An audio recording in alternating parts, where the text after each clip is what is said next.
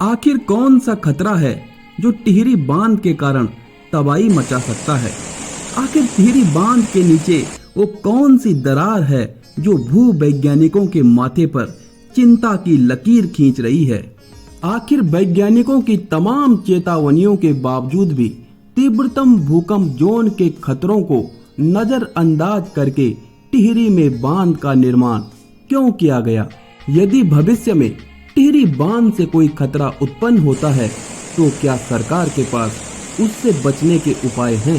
दोस्तों, आज टिहरी बांध के बारे में आपके साथ कुछ ऐसी जानकारियां शेयर करने जा रहा हूं जिसे कम ही लोग जानते हैं। साथ ही टिहरी एवं टिहरी गढ़वाल के इतिहास के बारे में भी आपको संक्षेप में बताने जा रहा हूं।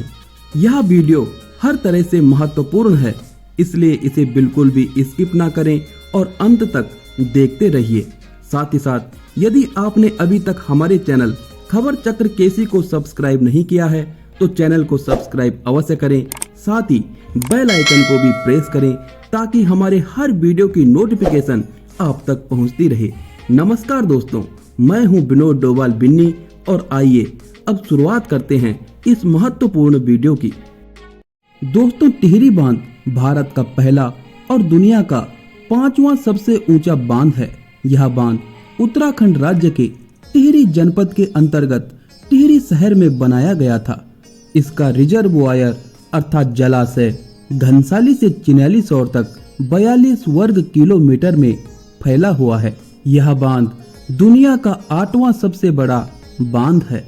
पौराणिक मान्यताओं एवं शास्त्रों के अनुसार दुनिया भर में एक विशेष महत्व रखने वाली भागीरथी नदी के साथ जहां पर भिलंगना नदी एवं घृत गंगा नदी का पवित्र संगम होता था, उस स्थान को गणेश प्रयाग कहा जाता था।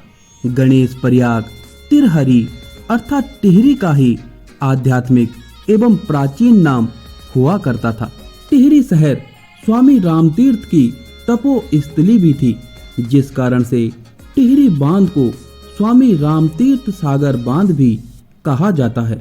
जबकि कुछ लोग राजशाही के खिलाफ आवाज उठाने वाले, प्रजातंत्र की मांग करने वाले और 84 दिनों तक भूख हड़ताल करने वाले अमर बलिदानी शहीद श्री देव सुमन की स्मृति में टिहरी बांध को सुमन सागर बांध भी कहते हैं।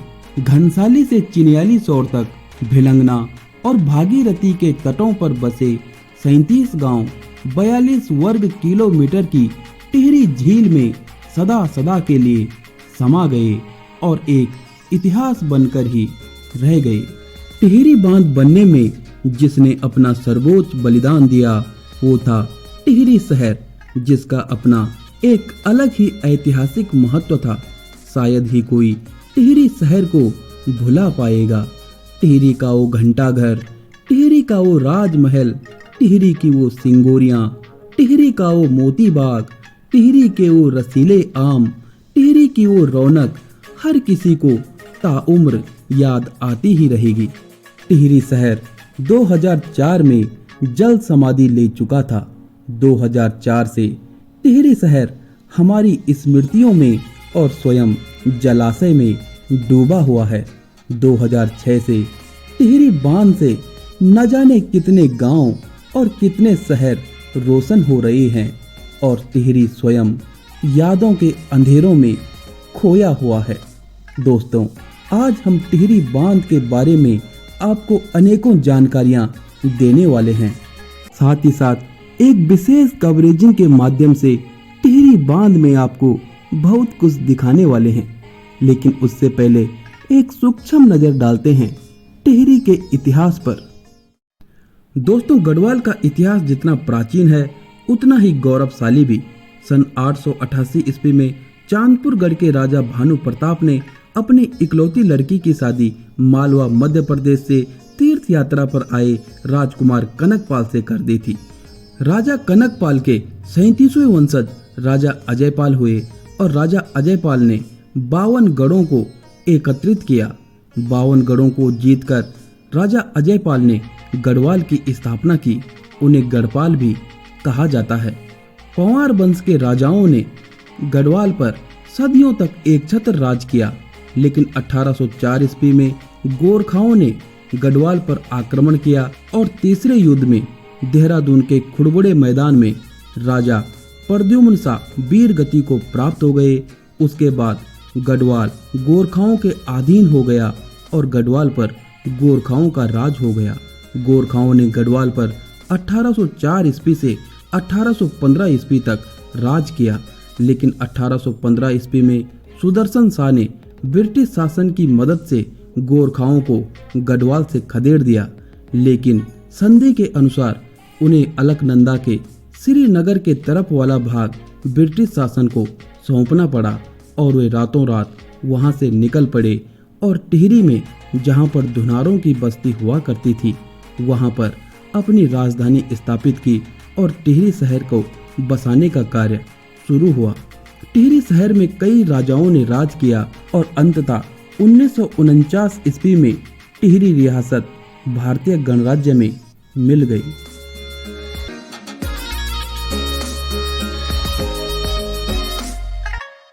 आइए दोस्तों, अब नजर डालते हैं टिहरी बांध के इतिहास पर, टिहरी बांध की विशेषताओं पर और टिहरी बांध से होने वाले संभावित खतरों पर। दोस्तों, जैसा कि आप जानते हैं, 25 दिसंबर 1815 ईस्वी को राजा सुदर्शन शाह के द्वारा टिहरी की स्थापना की गई थी। वह टिहरी रियासत के प्रथम राजा हुए। जबकि 1949 ईस्वी में जब टिहरी रियासत का विलय भारतीय गणराज्य में हुआ तो उस समय टिहरी रियासत के अंतिम राजा मानवेंद्र शाह थे। दोस्तों, टिहरी अब राजतंत्र से स्वतंत्र होकर प्रजातांत्रिक हो गई थी। राजतंत्र से स्वतंत्र हुई टिहरी को महज 11 वर्ष हुए थे कि 1961 ईस्वी में भागीरथी और भिलंगना के संगम स्थल पर बांध बनाने के लिए एक सर्वे किया गया। यह सर्वे पर्यावरण मित्रों के लिए प्रतिकूल जबकि बांध बनाने के पक्षधरों के लिए अनुकूल साबित हुआ। सर्वेयरों ने बांध बनाने के लिए टिहरी को उपयुक्त स्थान माना। टिहरी में बांध बनाने के लिए 1972 ईस्वी में खाका तैयार किया गया और 1978 ईस्वी से बांध बनाने का कार्य शुरू कर दिया गया। कमजोर आर्थिकी एवं पर्यावरण मित्रों के द्वारा पुरजोर विरोध होने के कारण टिहरी बांध को बनने में कई संघर्षों का सामना करना पड़ा। सुंदरलाल बहुगुणा की अगुवाई में अनेकों पर्यावरण मित्रों ने समय समय पर बांध के विरोध में प्रदर्शन किए। 1989 ईस्वी में सुंदरलाल बहुगुणा ने 11 दिनों का अनशन किया, जिस कारण से बांध बनने के कार्य को कई दिनों तक रोक दिया गया।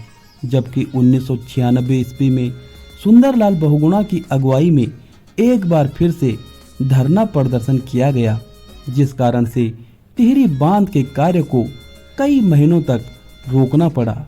अनेकों संघर्षों के बाद कुल मिलाकर के 2006 में टिहरी बांध बनकर के तैयार हुआ, जिसके लिए 125 गांव प्रभावित हुए, 37 गांव पूर्ण रूप से डूब क्षेत्र में आए, जबकि 88 गांव आंशिक रूप से डूब क्षेत्र में आए। साथ ही साथ ऐतिहासिक टिहरी नगरी भी जल धारण करके सदा सदा के लिए जल समाधि में लीन हो गई। आइए दोस्तों, अब जानते हैं टिहरी बांध की विशेषताओं को और टिहरी बांध की उस दरार को जिससे खतरा बना हुआ है, जिसने वैज्ञानिकों के माथे पर चिंता की लकीर खींची हुई है। दोस्तों, टिहरी बांध भारत का पहला और दुनिया का 5वां सबसे ऊंचा बांध है, जिसे भागीरथी और भिलंगना नदी को बांधकर टिहरी में बनाया गया।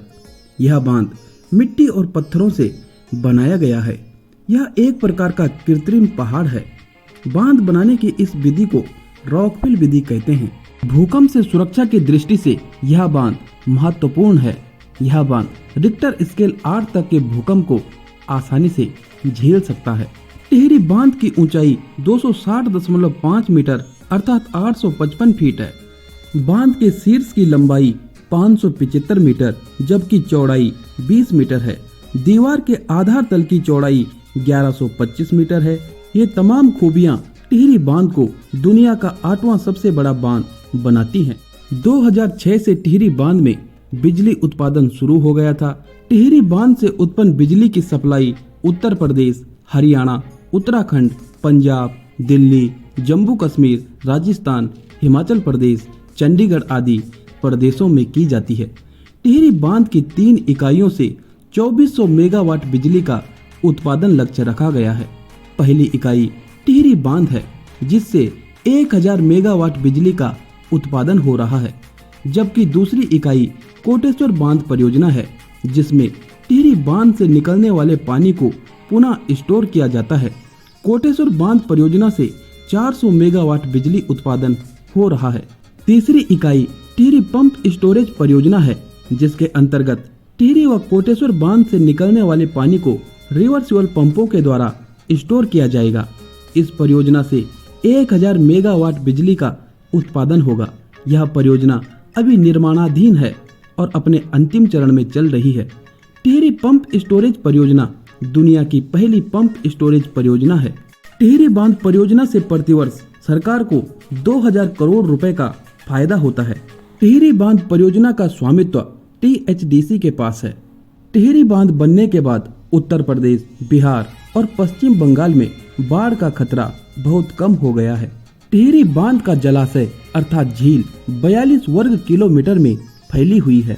इस जलाशय से प्रत्येक दिन उत्तराखंड, दिल्ली और उत्तर प्रदेश को 2,70,000 हेक्टेयर कृषि भूमि की सिंचाई और 102 करोड़ पेयजल उपलब्ध कराने का लक्ष्य रखा गया है।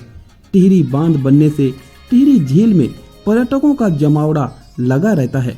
टिहरी झील के विकास व विस्तार के लिए केंद्र सरकार के द्वारा हजारों करोड़ रुपए की स्वीकृति दी गई है। टिहरी झील में टिहरी झील महोत्सव के साथ साथ अनेकों साहसिक खेलों का प्रदर्शन भी किया जाता है। टिहरी झील में ही भारत का सबसे बड़ा झूला पुल डोबरा चांटी पुल बना हुआ है। इसके अलावा पीपल डाली पुल और स्यांसू का झूला पुल भी आकर्षण का केंद्र है, जबकि चिन्याली सौर में आर्च ब्रिज हर किसी को अपनी तरफ आकर्षित करता है। टिहरी झील को भविष्य में भारत का सबसे बड़ा पर्यटक हब माना जा रहा है। आइए दोस्तों, अब टिहरी बांध से होने वाले संभावित खतरों एवं खतरनाक दरार के बारे में जानते हैं। दोस्तों, वैसे तो टिहरी बांध को बेहद सुरक्षित तौर पर रॉकफिल तकनीक से बनाया गया है। इसमें घटते बढ़ते जल स्तर के आधार पर अनेकों ऑटोमेटिक सिस्टम भी संचालित होते हैं, किंतु टिहरी एक तीव्र भूकंप जोन वाला क्षेत्र है और यहाँ पर रिक्टर स्केल 8 से अधिक वाले भूकंप आने की प्रबल संभावना बनी रहती है, जबकि टिहरी बांध रिक्टर स्केल 8 तक के भूकंप को झेलने की क्षमता रखता है। इसीलिए पर्यावरण मित्रों के द्वारा बांध का पुरजोर विरोध किया गया था। निर्माणाधीन के समय रोम स्थित भूकंप मापने की स्वतंत्र एजेंसी IAPG की चेतावनी को भी तत्कालीन सरकार ने दरकिनार कर दिया था, क्योंकि तब तक बांध का निर्माण कार्य काफी आगे तक पहुंच चुका था। हैदराबाद स्थित नेशनल जियोफिजिकल रिसर्च इंस्टीट्यूट के शोध से स्पष्ट हुआ है कि टिहरी बांध मध्य हिमालय दरार पर स्थित है, जो तिब्बती प्लेट से बनी है। ये प्लेट हिमालय क्षेत्र को लगातार प्रति सदी के अंतराल में दक्षिण की तरफ धकेल रही है। क्योंकि टिहरी बांध की मंजूरी 1972 में दी गई थी और उस समय तक हिमालय के विघटन की जानकारी उपलब्ध नहीं थी। उस समय बांध को इसी आधार पर डिजाइन किया गया था कि इस क्षेत्र में 7.2 रिक्टर स्केल से अधिक का भूकंप नहीं आ सकता है।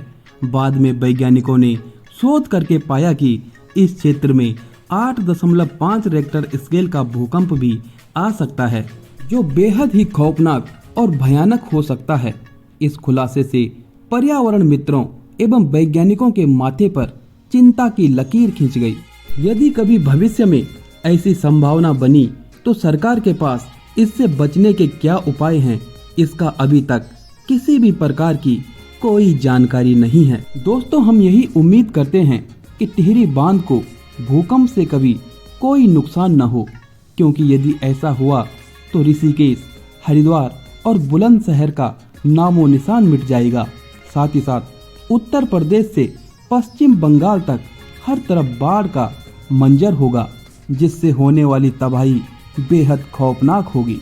हम आशा करते हैं ऐसा कभी ना हो। साथ ही साथ नदी घाटियों पर खतरनाक विशालकाय बांधों का निर्माण भी नहीं होना चाहिए, क्योंकि बांधों से होने वाले लाभों के लिए समाज, संस्कृति और सभ्यताओं को अपूरणीय क्षति झेलनी पड़ती है। पर्यावरण को बहुत नुकसान पहुंचता है और जीव जंतुओं को, पशुओं को अनेकों कष्ट झेलने पड़ते हैं। दोस्तों, यदि आपको हमारी यह वीडियो पसंद आई हो तो लाइक और शेयर जरूर करें। साथ ही चैनल को सब्सक्राइब करना भी ना भूलें।